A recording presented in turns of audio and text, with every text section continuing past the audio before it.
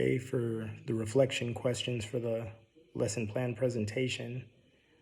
Question 1 is, how do you feel this lesson plan builds empathy for the LGBTQ community amongst students rather than sympathy or apathy? I believe the lesson aims more to educate the group more along the lines of why LGBTQ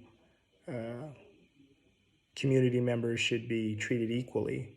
The intent of the lesson isn't to guilt students into feeling sorry for the LGBT community, but to understand the lack of equity amongst minority groups, including LGBTQ, and the necessary struggles that have been and continue to occur on the road to some semblance of equal rights. Question 2, or reflection question 2, in an instance where a student is having an outburst of anti-LGBTQ rhetoric, which is more important, dealing with the student one-on-one away from the class in order to preserve the dignity of the individual, or addressing the issue in front of the whole class as a teachable moment in order to prevent victimization. Definitely the latter would be my preference. In an instance, as described above, it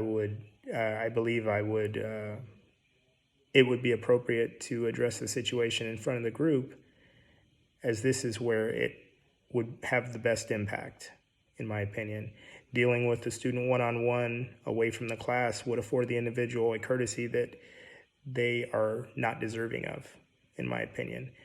They brought the rhetoric up during, the class time, so I would address it with the whole class in real time. In addition to addressing the issue in the presence of the rest of the students, I will I think that would allow to set a behavioral standard for all to follow in regards to acceptable behavior in my classroom. Question 3, a teacher's job at its core is to educate, not necessarily change opinions or beliefs. The introduction of controversial materials or those that are a challenge for a person's core beliefs often results in individual withdrawing from learning process. When teaching in communities with strong anti-LGBTQ opinions or beliefs, what should a teacher do? Teach the LGBTQ inclusive lessons at a risk of student community opposition distracting from the learning process, or avoid inclusive topics to better ensure student participation in the learning process, rationalize and justify. Lessons that deal with race, gender equality, and especially LGBTQ inclusion are definitely going to alienate some students and parents. In my opinion, that piece of it is unavoidable. This being said, to not have these lessons or shy away from these more challenging topics would do more harm than good. If we do not tell the whole story of our society and all of its members and only stick to preconceived norms, we will continue to alienate LGBTQ students and members of that community. This will promote a culture where victimization, bullying, and overall lack of empathy and understanding for the LGBTQ community and their students, not educating students about difficult and more important topics, will keep the masses ignorant and not allow growth for our society. Question 4.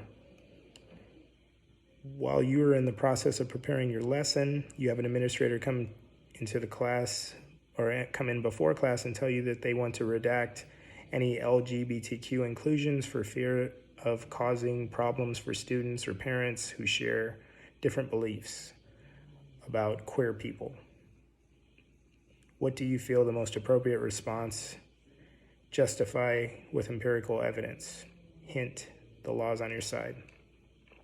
My response to this type of censorship in curriculum regarding queer inclusive curriculum would be to politely and professionally ask the administrator if they felt that particular parent or student groups with certain beliefs are more valued than others.